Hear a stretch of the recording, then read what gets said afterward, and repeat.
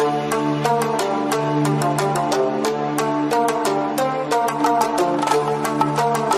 the name of Allah, the most gracious and the most merciful, my name is Saim Shahzad and I am here to teach you biology class first year. Students, हम लोग MD CAT की तैयारी कर रहे हैं और बहुत हम लोगों ने important topics जो हैं वो डिस्कस कर लिए हैं और इंशाल्लाह मज़ीद आगे करते जाएंगे। आज का जो हमारा टॉपिक है वो MCQ पॉइंट ऑफ व्यू से बहुत अहम है और उसमें कुछ चीज़ें हैं जो आपको बिल्कुल आपके दिमाग में वो क्लियर होनी चाहिए, किसी किस्म का भी डाउट नहीं होना चाहिए उनके अंदर। बहुत आसान है ये टॉपिक लेकिन बहुत अहम है और ये जो टॉपिक है इसका नाम क्लोरोफिल है। क्लोरोफिल्स ये आप पढ़ते आ रहे हैं लेकिन थोड़ा सा इसका स्ट्रक्चर आप लोगों को जहन में बिल्कुल इसका यानी स्ट्रक्चरल पॉइंट ऑफ व्यू से ये आपको क्लियर होना चाहिए। इसमें किसी किस्म का कोई भी डाउट आपके माइंड में नहीं होना चाहिए। ध्यान से आप लोगों ने इसको सुनना है और देखते जाना है। जो भी पॉइंट्स अंदर से इंपॉर्टेंट हो उनको नोट डाउन कर लें ताकि वो आपके पेपर के लिहाज से आपको वो तैयार होते जाए, साथ साथ दोबारा इसको तैयार करने की ज़रूरत ना पड़े। आज हमारा टॉपिक है चैप्टर नंबर 11 बायोलॉजी का फर्स्ट ईयर का, जिसका नाम है जी क्या, क्लोरोफिल्स। क्लोरोफिल्स को आज हमने डिस्कस करना है। स्टूडेंट्स, जैसा कि आप लोग जानते हैं कि क्लोरोफिल क्या होता है, ग्रीन पिगमेंट होता है जो हमें शुरू से पता है इस चीज़ का। ग्रीन पिगमेंट है, फोटोसिंथेटिक पिगमेंट होता है जो प्लांट्स में लीव्स के ऊपर प्रेजेंट होता है, लीव्स में प्रेजेंट होता है। लेकिन एग्जैक्टली जो क्लोरोफिल्स की जो जगह है जहाँ पे क्लोरोफिल्स प्रेजेंट होते हैं वो आपने अब थोड़ी सी अपने दिमाग में रखनी है। स्टूडेंट्स, इससे पिछले लेक्चर में हमने जब क्लोरोप्लास्ट का टॉपिक पढ़ा था तो उसमें हमने देखा था कि उसके स्ट्रक्चर के अंदर डिस्क शेप थैलाकॉइड्स प्रेजेंट होते हैं। पढ़ा था ना हमने, थैलाकॉइड्स प्रेजेंट होते हैं डिस्क शेप क्लोरोप्लास्ट के अंदर। और हमने क्लोरोप्लास्ट के फंक्शन को भी पढ़ा था कि क्लोरोप्लास्ट जो है वो लाइट एनर्जी को कैप्चर करके केमिकल एनर्जी में कन्वर्ट करता है और फोटोसिंथेसिस करवाता है। तो क्लोरोप्लास्ट के अंदर वो कौन सा पिगमेंट है जो फोटोसिंथेसिस को करवा रहा है, वो क्लोरोफिल है। वो वही क्लोरोफिल जो आज हमने पढ़ना है जिसको। और क्लोरोफिल कहाँ पे जो है वो प्रेजेंट होती है क्लोरोप्लास्ट के अंदर। क्लोरोफिल प्रेजेंट होती है जो क्लोरोप्लास्ट के अंदर थैलाकॉइड्स प्रेजेंट होते हैं। वो डिस्क शेप स्ट्रक्चर हमने देखा था। वो थैलाकॉइड्स की जो आउटर मेम्ब्रेन्स होती हैं उसके अंदर क्लोरोफिल की जो टेल होती है, हाइड्रोफोबिक टेल, वो एम्बेडेड होती है। जो वो स्ट्रक्चर था थैलाकॉइड की जो मेम्ब्रेन्स थी वो हाइड्रोफोबिक इन नेचर है और जो क्लोरोफिल है इसका जो स्ट्रक्चर है इसकी टेल हाइड्रोफोबिक है। और वो टेल जो है वो किस में एंकर होती है, किस में जमी होती है, किस में फिक्स होती है, थैलाकॉइड्स की मेम्ब्रेन्स के अंदर क्लोरोफिल की टेल जो है वो मुंजमद होती है, उसके अंदर जमी होती है, उसके अंदर एंकर होती है। बात को आप पिक कर रहे हैं कि क्लोरोफिल कहाँ पे प्रेजेंट है, थैलाकॉइड्स की जो मेम्ब्रेन है उसके अंदर क्लोरोफिल की टेल प्रेजेंट होती है। और जो क्लोरोफिल का हेड होता है वो किस काम आता है, वो लाइट एनर्जी को कैप्चर करने के काम आता है। सनलाइट को केमिकल एनर्जी में कन्वर्ट करने का जो फंक्शन है वो क्लोरोफिल के हेड का है। टेल का इसका फंक्शन होता है कि एंकरेज करना कहाँ पे, थैलाकॉइड्स में, क्लोरोप्लास्ट की थैलाकॉइड मेम्ब्रेन्स के अंदर, आउटर मेम्ब्रेन्स के अंदर। तो ये थी जनरल इसकी इंफॉर्मेशन। अब आपने ये देखा, इसमें जो चीज़ें आप लोगों ने वैसे जनरल स्टडी करनी है वो तो आप खुद इसका पहला पैराग्राफ इस टॉपिक का और 2-3 जो आखिरी पैराग्राफ है उसको आपने खुद ध्यान से स्टडी करना है। हमने आज जो फोकस करना है वो इसके स्ट्रक्चर पे करना है कि जो चीज़ मुश्किल है उसको हम डिस्कस करें, बाकी चीज़ें आप लोग खुद भी रीड आउट कर सकते हैं। सबसे ज़्यादा एक बात मैं आपको बता दूँ, ये भी सुनते जाएँ और ये आपके जहन में बैठती जाएगी कि सबसे ज़्यादा जो अबेंडेंट क्लोरोफिल है वो क्लोरोफिल ए है। A, B, C, D इनकी 4 टाइप्स के क्लोरोफिल होते हैं। लेकिन जो सबसे ज़्यादा अबेंडेंट क्लोरोफिल है जो हमारे यूनिवर्स में प्रेजेंट है वो क्लोरोफिल ए है। क्लोरोफिल ए सबसे ज़्यादा प्रेजेंट होता है, उसके बाद क्लोरोफिल बी जो है वो प्रेजेंट है। लेकिन क्लोरोफिल ए फोटोसिंथेटिक जो है वो जो हमारे प्लांट्स हैं उनमें ज़्यादातर प्रेजेंट होता है। और क्लोरोफिल बी की प्रेजेंस है वो भी ज़्यादातर क्लोरोफिल ए के साथ ही प्रेजेंट होता है और काम कर रहा होता है। लेकिन मोस्टली जो अबेंडेंट क्लोरोफिल है वो हमारे पास क्लोरोफिल ए है। ये जनरल इंफॉर्मेशन थी इसके हवाले से। उसके बाद ये भी एक बात सुनते चलें कि क्लोरोफिल ए और बी जो है वो जो वेवलेंथ की लाइट एब्जॉर्ब क्लोरोफिल ए करता है वो बी नहीं करता, और वो जो ए करता है वो बी नहीं करता, और जो बी बहुत अच्छे तरीके से जिन वेवलेंथ्स की लाइट को एब्जॉर्ब कर रहा होता है वो क्लोरोफिल ए नहीं करता। इस तरह ये दोनों थोड़ा सा ऑपोजिटली वर्क करते हैं।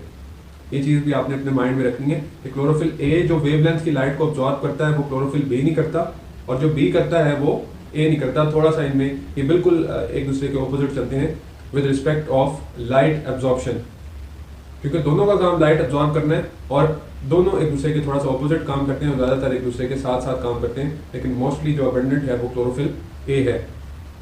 थोड़ा सा इनका कलर डिफरेंस भी आप ध्यान में रख लें कि क्लोरोफिल जो क्लोरोफिल बी है वो येलो और ग्रीन इन नेचर है, येलो और ग्रीन होता है क्लोरोफिल बी, जबकि क्लोरोफिल ए जो है वो ब्लू और ग्रीन होता है, येलो और ग्रीन, और क्लोरोफिल ए ब्लू और ग्रीन।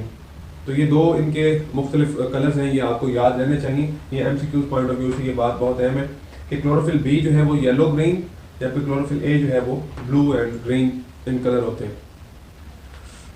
अच्छा जी, इसके बाद एक डिफरेंस और है इसके अंदर, स्ट्रक्चरल डिफरेंस क्या है, what is the structural difference between chlorophyll A and chlorophyll B. बहुत स्लाइटली जो है उसके अंदर ये एक डिफरेंस है इसके अंदर, वो ये कि जो ये ओवरऑल स्ट्रक्चर है क्लोरोफिल का, इसके अंदर ये ऊपर ये आप देख रहे हैं यहाँ पे मिथाइल ग्रुप प्रेजेंट होता है, इसमें क्लोरोफिल ए में जो ये एक पायरोल ग्रुप है, उस पायरोल ग्रुप के साथ यहाँ पे at the upper portion methyl group present होता है क्लोरोफिल ए में। जबकि अगर यहीं पे टर्मिनल कार्बोनाइल ग्रुप अटैच हो जाए, जो ये मैंने लिखा है, अगर ये यहाँ पे प्रेजेंट होगा इस अपर पॉइंट पे क्लोरोफिल के स्ट्रक्चर में, तो वो क्लोरोफिल बी होगा। आप पिक करें मेरी बात को कि जहाँ पे टर्मिनल कार्बोनाइल ग्रुप प्रेजेंट होगा इस अपर पार्ट पे, तो वो कौन सा होगा, क्लोरोफिल बी। यहाँ पे मिथाइल ग्रुप प्रेजेंट होगा इस क्लोरोफिल के स्ट्रक्चर में, तो वो होगा जी क्लोरोफिल ए। ये इनका स्ट्रक्चरल डिफरेंस है, ये इनके स्ट्रक्चर में ये थोड़ी सी जो है इसमें चेंज है। इसी टॉपिक में एक इम्पॉर्टेंट क्वेश्चन है इसके स्ट्रक्चर में, कि मैं आपको जनरल बातें इसलिए बता रहा हूँ ताकि ये जैसे जैसे आपके जहन में आती जाएंगे आपको पूरा टॉपिक क्लियर होता जाएगा। स्ट्रक्चर को भी हम डिस्कस करते हैं इसके, लेकिन जनरल इन्फॉर्मेशन है, इसको लेते जाएं, पूरा टॉपिक आपका ऐसे समझे खत्म होता जा रहा है। इसके बाद मैं आपको जो बताने लगा था, एक तो ये कि इनमें ये डिफरेंस है मिथाइल और कार्बोनाइल ग्रुप का। उसके बाद एक चीज़ आपने याद रखनी है कि क्लोरोफिल का जो स्ट्रक्चर है, ये क्लोरोफिल का जो सारा स्ट्रक्चर है, और इसी तरह अगर हम एक और स्ट्रक्चर वहाँ पे ड्रा करें सेम इसी तरह, और दरमियान में अगर हम यहाँ पे लगा दें हीमोग्लोबिन, यहाँ पे हम लगा दें आयरन का एटम यहाँ पे लगाएं मैग्नीशियम की जगह पे, तो वो हमारे पास कौन सा क्या चीज़ बनेगी, हमारे पास हीमोग्लोबिन बनेगा। हीमोग्लोबिन हमारे ब्लड में प्रेजेंट होता है, ऑक्सीजन कैरिंग प्रोटीन है जो ऑक्सीजन के ट्रांसफर का काम करता है हमारी बॉडी में। तो ये आपने बात याद रखनी है, ये बहुत इंपॉर्टेंट MCQ है आपके बोर्ड के एग्जाम्स के हवाले से भी और MD कैट के हवाले से भी, कि मैग्नीशियम की जगह पे अगर हम फेरस का ग्रुप लगाएं, Fe लिख दें, यहाँ पे आयरन लिख दें, तो अगर मैग्नीशियम की जगह पे यहाँ पे आयरन प्रेजेंट होगा तो फिर ये हमारे पास क्या बनेगा, फिर ये हमारे पास हीमोग्लोबिन बनेगा, oxygen carrying protein in blood. तो ये आपने याद रखना है कि इस स्ट्रक्चर में अगर मैग्नीशियम हटा के आयरन लग जाएगा तो वो हीमोग्लोबिन होगा, और अगर मैग्नीशियम प्रेजेंट होगा इस ओवरऑल स्ट्रक्चर में तो ये हमारे पास क्लोरोफिल प्रेजेंट होगा, ये हमारे पास क्लोरोफिल होगा। तो ये कुछ जनरल इन्फॉर्मेशन थी इसके हवाले से। अब हम इसके स्ट्रक्चर की तरफ आते हैं, असल जो टॉपिक हमने जिसको देखना है। स्टूडेंट्स, ये देखने में आप लोगों को कॉम्प्लेक्स लगता है, लेकिन ये उस तरह कॉम्प्लेक्स है नहीं। आपने इसकी अव्वल तो प्रैक्टिस भी करनी है, 1-2 दफ़ा या 3 दफ़ा जब आप लोग इसकी एक दफ़ा प्रैक्टिस करेंगे इंशाल्लाह आपको ये कभी नहीं भूलेगा, क्योंकि ये बहुत आसान है। सबसे पहले हम इसके हेड की बात करते हैं। ये क्लोरोफिल का हेड है, ये वाला सारा पोर्शन, और ये जो पोर्शन है ये क्लोरोफिल की टेल है। जैसे कि पहले मैंने आपको बताया कि टेल एंकरेज का काम करती है, टेल थैलाकॉइड की मेम्ब्रेन्स में जो है वो वहाँ पे एंकरेज का काम करती है। टेल तो होगी, ये वाला स्ट्रक्चर हो गया जिसको हम C20H39 फाइटोल कहते हैं। इस टेल का जो हिस्सा है उसको कहते हैं जी फाइटोल ग्रुप है, ये फाइटोल। और जो ये हेड है ये थोड़ा सा कॉम्प्लेक्स दिखाई देता है, लेकिन कॉम्प्लेक्स है नहीं, क्योंकि इसकी जो जनरल जो इसकी इंफॉर्मेशन है उसको आपने समझना है। इस हेड को हम क्या कहते हैं, इस पूरे हेड वाले पार्ट को, इसको हम कहते हैं पोरफायरन रिंग। इसको हम क्या कहते हैं जी, पोरफायरन रिंग। इस हेड को हम कहते हैं जी पोरफायरन रिंग, इस पूरे हेड के स्ट्रक्चर को। और ये पोरफायरन रिंग बनती कैसे है, ये बनती है 4 पायरोल ग्रुप्स के आपस में अटैच होने से। सिंपल सी बात आपने याद रखनी है कि जो हेड होता है क्लोरोफिल का वो क्या होता है, वो पोरफायरन रिंग होती है। और पोरफायरन रिंग कैसे बनती है, पोरफायरन रिंग बनती है 4 पायरोल ग्रुप के आपस में अटैच होने से।